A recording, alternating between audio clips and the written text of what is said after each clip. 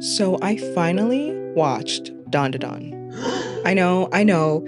It came out in 2024, and I've been avoiding watching it and trying to ignore all the hype since then because I didn't want my opinion to get tainted.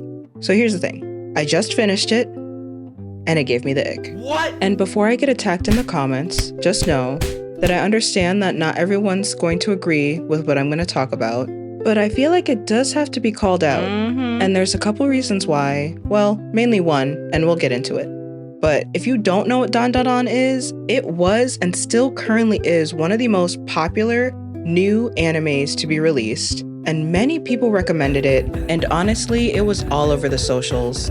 I don't know how I was able to avoid spoilers, reviews, recaps. I guess I was lucky. But I mean, we all should have known it was gonna be popular. Because let's be real, they had Creepy Nuts do their intro. And if you're not familiar with Creepy Nuts, they are the same musical duo that did the smash hit Bling Bang Bang Born for the anime Mashle, Magic and Muscles. So as you can tell, it was so hard to avoid all the spoilsies and so hard for me to not watch it during the hype phase. But I am here to break it down. First, if you don't know about this anime, it's about two characters, Momo and Okarun. One a believer of spirits, one a believer of aliens. Both denies the existence of the other's belief. So what do? They try to prove each other wrong and end up proving each other right. We watch as they explore paranormal and alien activities and potentially get closer to one another. So of course, we're gonna have to talk about the positives because this anime came rolling out and it sounded like it was going to be lit. It was gonna be so good, action-packed, supernatural, sci-fi, adventure with a hint of comedy. So I was here for it from the jump. And of course, the art style was gorgeous, deep saturated colors that really caught the eye with smooth animations. The storyline didn't really drag, which is really nice to see. It was able to bring you in and keep your attention. And I also loved the mannequin plot. Shout out to the mannequin. But of course, there's gonna be some troubling parts. And honestly, there was really only one troubling aspect, and that's the grape culture. And it's sad that we have to see this in episode 1. And in case you forgot, let me give you a refresher. Momo, recently captured by the aliens, is strapped to a chair, stripped down to her undergarments, and then one of the aliens shows their device that's located at a part of their lower region that they will use to extract Momo's womb and reproductive system via sexual means. What makes it worse is that they try to use psychokinesis, aka mind control, to put Momo in a state of arousal. I thought we were past this, and this is like episode 1, and I'm starting off, I'm like, all right, the music's popping, the colors are great, the story is, we're getting into it, and as soon as we hit peak story in episode 1, I get hit with this.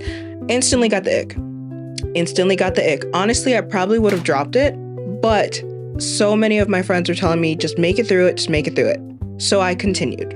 Episode 9, the aliens are back with their psychic powers and they pin Arya down to the wall and are excited to find another female to harvest. Gave a little bit more to ick because we know what they mean by that. Not as bad as the first episode ick, but still, it gave a little ick. I kept progressing. The story's still pretty good, still humor and adventure. So I make it to episode 12. The final episode, the way you want to close it out. They had the haunted hot springs, and the men walk in when Momo was in the hot spring and said, "Look what we have here," and stated she's young, but this is co-ed. It definitely was giving the creepy vibes, and I get that that's probably what they were going for, but can we just be creepy spirits? Creepy beings, and not creepy creeps? So instead of being creepy spirits, they ask her if she knows about gators. And I immediately said, hold up, I don't even know what they mean by gators. So I looked it up for all of us to know. So mixed gendered onsens aren't as common in modern day Japan, but there's still the term gators, which refers to perverts who stalk hot springs and is deprived from the term wani, which means crocodile or alligator. And most likely the term was coined because you can just assume that men who wait for women to go to these onsen are like crocodiles quietly waiting for their prey. I mean, I'm glad I learned something new, but gosh. So I could get episode 12. You know, it's purposely trying to build tension, make it feel creepy, make you maybe a little upset. But if you add that on top of episode 9, that adds on top of episode 1, I'm just getting a full-blown creep out session. And the fact that they insinuated grape and mind control so Momo could be aroused in the first episode was mind-blowing. So I get most people might not see this as anything, or that you can separate the difference between fiction and reality. But for those who can't, this is pretty bad. Like, it's okay to do that as long as it's for experimenting or if you can convince them that they want it. And I get we're making it like it's supposed to be a mating thing, but for Okarun, Turbo Granny magically took his reproductive parts. No pain, no invasion of body at all. Or when the alien's starting to cut off his parts in episode 8, no invasion at all. And it's crazy because Western culture has been trying so hard to get away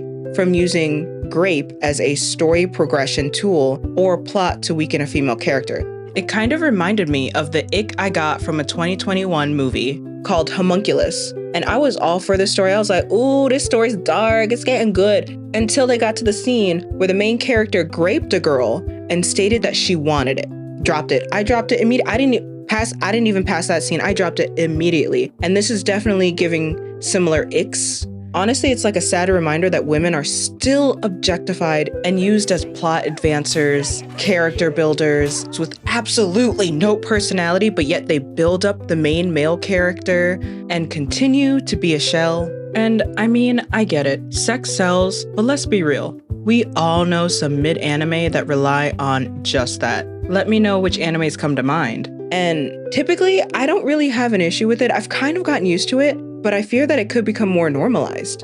I mean, I've seen it in myself, and this anime has definitely had me questioning what is too much for the sake of a story. I feel like you have to accept that anime is weird and unrealistic to enjoy it, but not everyone might understand or disassociate it.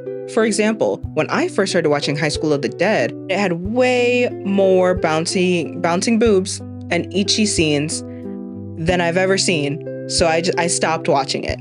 But now I feel like I've gotten used to it. I'm not even surprised anymore when they have extra ecchi scenes.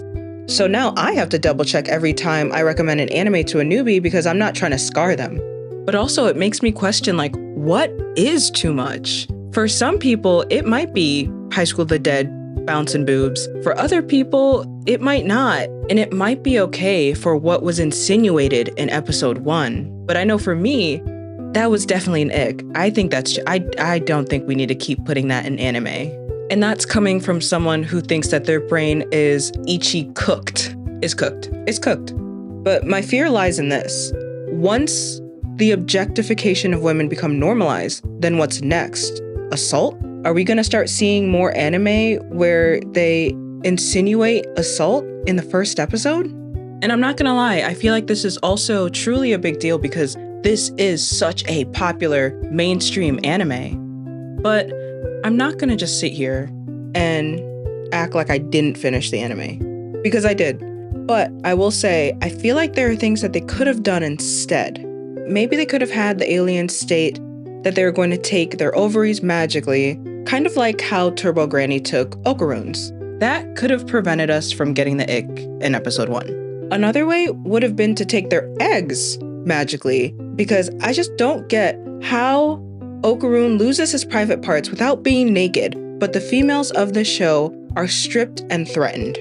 It's not really balanced to me. Now, even though this anime did give me the ick, and I feel like it probably gave a few people the ick as well, it was still nominated for 16 out of the 24 categories for the 2025 Crunchyroll Anime Awards. Some things that it was nominated for include Anime of the Year, Best New Anime Series, Best Animation, and the list goes on. The results are set to come out May 25th, and that's next week. I'm excited to see all the anime award winners, but at the same time, I'm a little scared because I hope people aren't going to think that, oh, maybe I should do this to the anime, and maybe I'm overthinking it, but it just seems like we're getting further and further and further down the line of objectifying women. And this anime is definitely supposed to be a hype, comedic, supernatural school adventure. So why did they have to ruin it with the way that they extract female productive organs? It just doesn't make sense. And for those who were able to make it past the ick, Season 2 will be releasing this summer, July 2025. And I truly hope we don't get any more grape suggestions, but I guess we will see. Were you able to complete Season 1, or did it leave you with the ick? Let me know in the comments below, because this anime really had me thinking about how others may consume and interpret anime. Also, let me know if you like deep dives like this. It's new to me, but I really enjoy having these discussions with others, as well as with all of you in the comments. So don't forget to subscribe and ring that notification bell to join our growing community of anime fans. And until next time, bye!